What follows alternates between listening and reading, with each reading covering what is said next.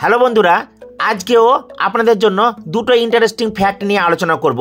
আজকে যে দুটি ইন্টারেস্টিং ফ্যাক্ট নিয়ে আলোচনা করব সেই দুটি আমাদের মানুষের শরীর সম্পর্কে।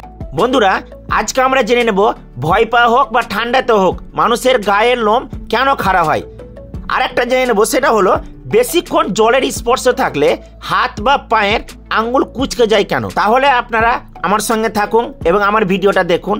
যদি আমার ভিডিও ভালো লাগে অবশ্যই লাইক করবেন, এবং যদি আপনারা আমার চ্যানেলে নতুন থাকেন তাহলে আমার চ্যানেলটাতে এখনই সাবস্ক্রাইব করে দিন এবং সাবস্ক্রাইবের পাশে অল বোতামটা অন রাখবেন, যাতে আমি যখন নতুন কোনো ভিডিও আপলোড করব আপনারা সঙ্গে সঙ্গে পেয়ে যাবেন এবং দেখে নিতে পারবেন। চলুন এবার তাহলে আমরা জেনে নিই যে বেশিক্ষণ জলের স্পর্শে থাকলে হাত বা পায়ের আঙ্গুলের চামড়া কুঁচকে যায় কেন। অনেকক্ষণ ধরে জলের মধ্যে হাত রেখেছেন বা বেশিক্ষণ ধরে হয়তো জলে কোনো কাজ করেছেন, তারপরে দেখবেন হাতের আঙ্গুলগুলি কুঁচকে গিয়েছে। আঙ্গুলের মাথার দিকগুলি মূলত কুঁচকে যায়। শীতকালে এটি সবচেয়ে বেশি দেখা যায়, কিন্তু এটা কেন হয় তা হয়তো অনেকেই জানেন না। আঙ্গুলের উপরের দিকের ত্বক কুঁচকে গেলে হাতে একটু সমস্যা হয়, কারণ ওই অংশটিকে স্পর্শ করলে কোনো অনুভূতি হয় না। তারপর ধীরে ধীরে হাত গরম হওয়ার পর আঙ্গুলের ত্বক স্বাভাবিক হয়ে যায়। যদিও এটা কেন হয় তা জানলে অবাক হবেন। চামড়ার উপরিভাগে সিবাম নামক একটি তৈলাক্ত পদার্থের উপস্থিতি রয়েছে। এর কাজ হলো চামড়াকে রক্ষা করা আর ত্বকের আর্দ্রতা বজায় রাখা, যাতে ত্বক শুষ্ক হয়ে না যায়। তবে বেশিক্ষণ জলে থাকার ফলে বা জল দিয়ে কাজ করার ফলে সিবাম ধুয়ে যায়, আর সেই কারণেই জল তখন আমাদের চামড়ার মধ্যে প্রবেশ করে। সেই কারণেই আঙ্গুলের ত্বক এইভাবে কুঁচকে যায়। শুধু হাতের ত্বকই নয়, অতিরিক্ত জলের স্পর্শের কারণে পায়ের ত্বকও কিন্তু কুঁচকে যায়। বিশেষজ্ঞরা জানিয়েছেন আঙ্গুলের চামড়া কুঁচকে যাওয়া একটা স্বয়ংক্রিয় স্নায়বিক প্রতিক্রিয়ার অংশ। তবে হাত বা পায়ের স্নায়ু সঠিক না থাকলে, কোনো কারণে যদি তা ক্ষতিগ্রস্ত হয়, তাহলে তা কুঁচকে যায় না।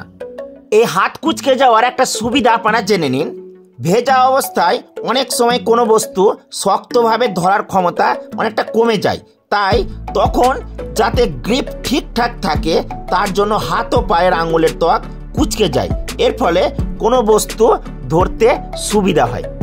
এতক্ষণে আমরা জেনে গেলাম যে বেশিক্ষণ জলে স্পর্শ থাকলে আমাদের হাত বা পায়ের আঙ্গুলের চামড়া কেন কুঁচকে যায়। এবার আরেকটি আমরা ইন্টারেস্টিং ফ্যাক্ট জেনে নেব, সেটা হলো মানুষের গায়ের লোম খাড়া হয়ে যায় কেন। সেটা ঠান্ডা, ভয় বা চমকে যাওয়ার কোনো ঘটনা যেটাই ঘটুক, ঠান্ডা, ভয় বা চমকে যাওয়ার মতো কোনো অভিজ্ঞতা হলে লোম খাড়া হয়ে যায়।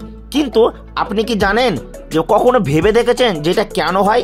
চলুন আজকে আমরা এর সঠিক কারণটা জেনে নিই। লোম খাড়া হয়ে যায় পাইলোরেকশনের কারণে। এতে ঘাম কিছুটা সময়ের জন্য আপনা থেকে কমে যায়। এই সময় ত্বক কিছুটা সংকুচিত হয়। এই কারণে লোমের গোড়ার কাছে একটা ব্যাজ তৈরি হয়। বিশেষজ্ঞদের মতে এই পাইলোরেক্টর পেশি মানুষের লোমের সঙ্গে সংযুক্ত থাকে, যা সংকুচিত হয়ে যাওয়ার ফলে লোম খাড়া হয়ে যায়। পাইলোরেকশন হলো সহানুভূতিশীল স্নায়ুতন্ত্র দ্বারা পরিচালিত একটি প্রতিক্রিয়া, যেটা আপনা থেকেই অটোমেটিক্যালি হয়। অনেক সময় যখন সিনেমার অপ্রত্যাশিত দৃশ্য দেখেন বা যখন কেউ আপনার প্রত্যাশার চেয়ে ভালো গান গায়, তখনই কিন্তু আপনি কাঁদেন। এর কারণ হলো আপনার আবেগ। মানুষের মস্তিষ্কের একটা অংশ বিশেষ কিছু শব্দ শুনলে দেহের লোম খাড়া করতে সাহায্য করে।